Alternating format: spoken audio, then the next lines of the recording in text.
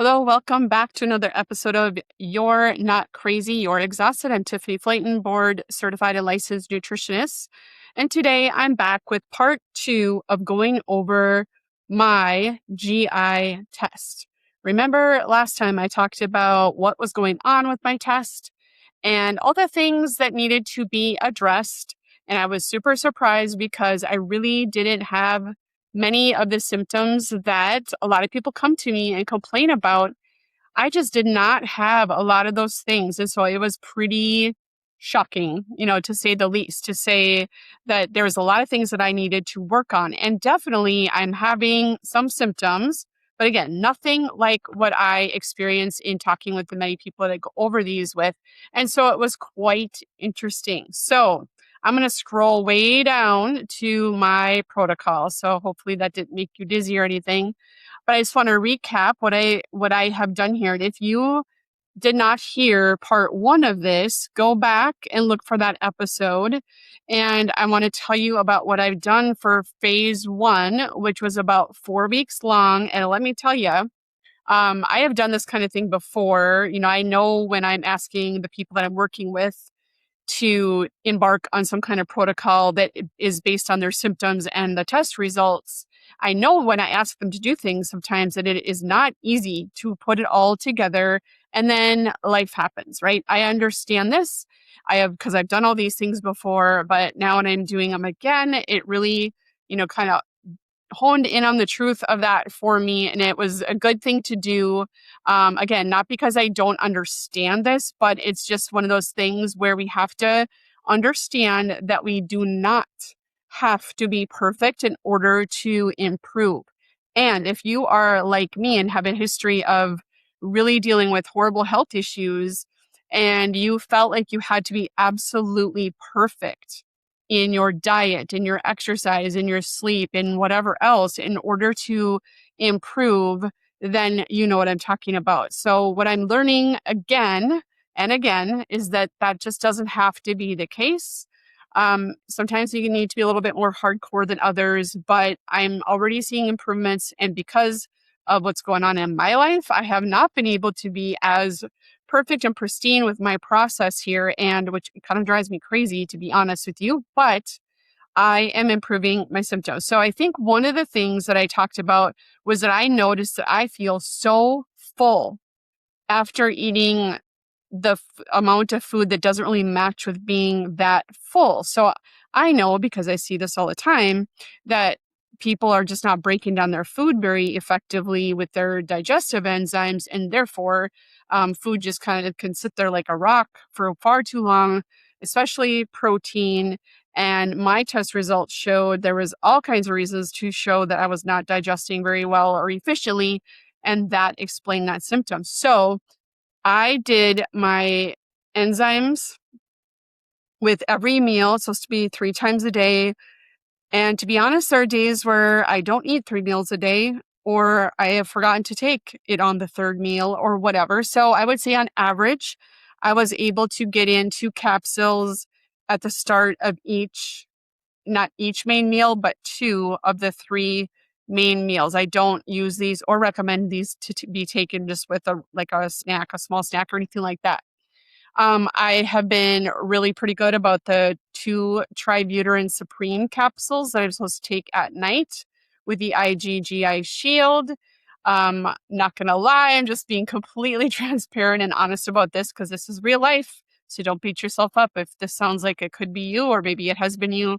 You're supposed to take 1 scoop. It's a little scoop of powder. You put in water and I just take it like a shot kind of, and I do that at night before bed. But I will say this one's a little trickier for me because if I'm traveling and you're in a different surrounding and you don't have your little cup that you keep by your, sink at night where you brush your teeth, and just things are a little bit discombobulated, I didn't get that one in as much as I thought. So let's say maybe out of 4 weeks, I probably got it in 2.5 out of the 4 weeks, each of those nights.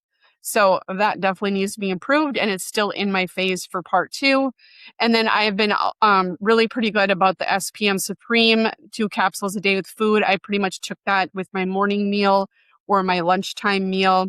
And the antihistamine support, it is a DAO histogest DAO, and I did that pretty well with my last meal of the day, my dinner meal. So I did that pretty much all the time.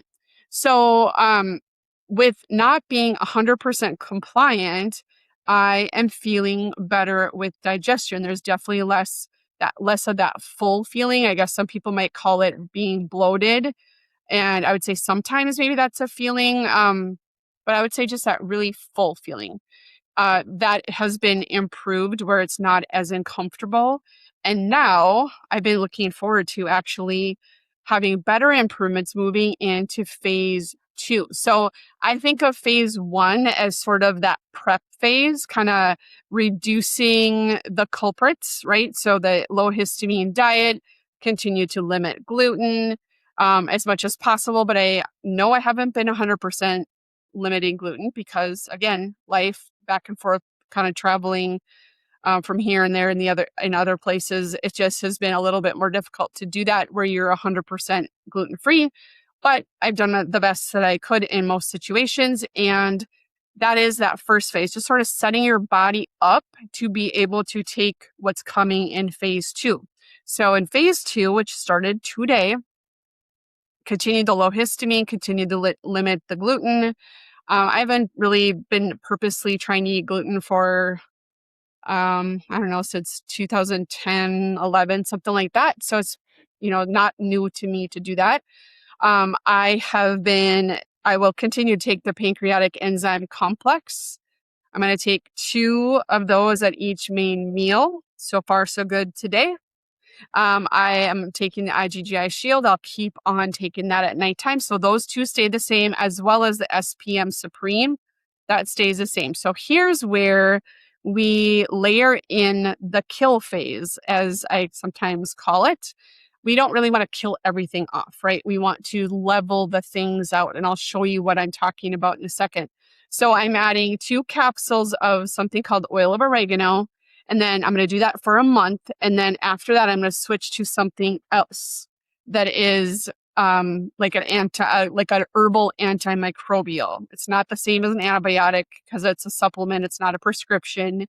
And this is going to level off the things that are overgrown and causing me problems, a lot of inflammation, a lot of toxins being released from the LPS in these microbes.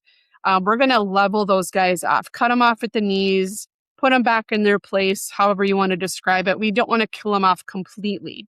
We want them to be leveled off.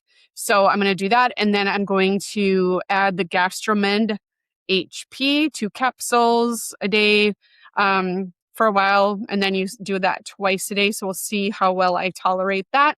And then I didn't do the optional Floromyces. I could. I don't know why I didn't order it.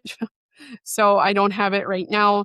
I can add that later if I feel the need to. And then I'm still doing the Histogest DAO for the last meal of the day. Now, so I'll go back to why I'm taking the antimicrobials, those herbal antimicrobials. And it basically has to do with this page or this section right here.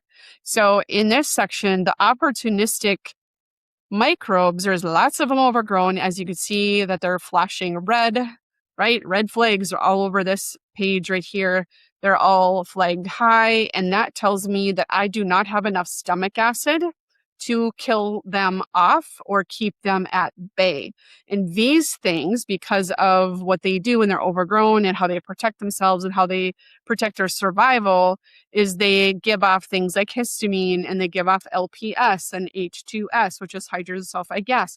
So they can cause all kinds of inflammation in your body. And I 1,000,000% have been dealing with that type of symptom.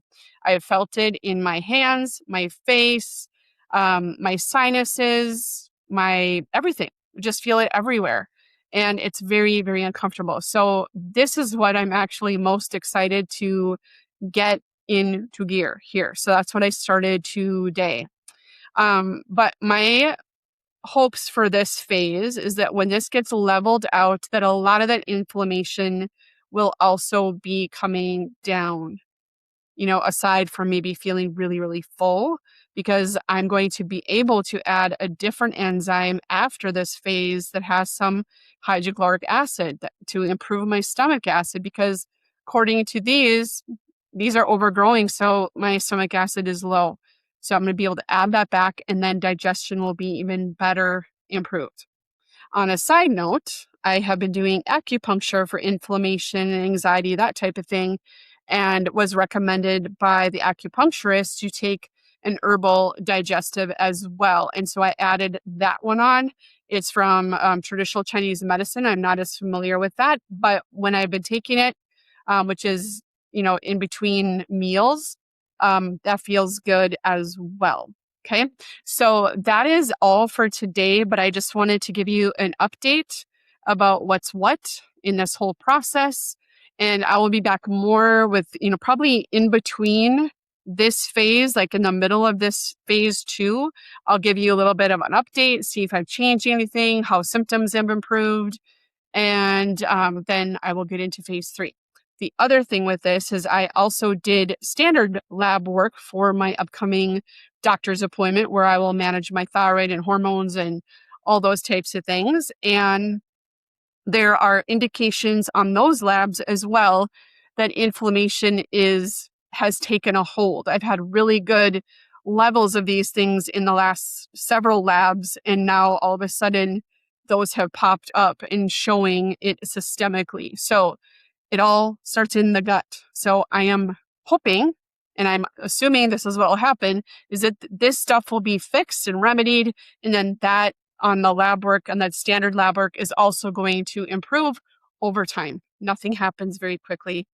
We just have to get that out of our heads, right? So unfortunately, we have to do the thing. We have to take the time to do it and just be patient. It's going to figure itself out. But if we have a plan, if we have a process, if we're methodical and strategic about it, things can get better. And I see this all the time. So this sounds like something that you might be interested in checking out. I want you to reach out to me.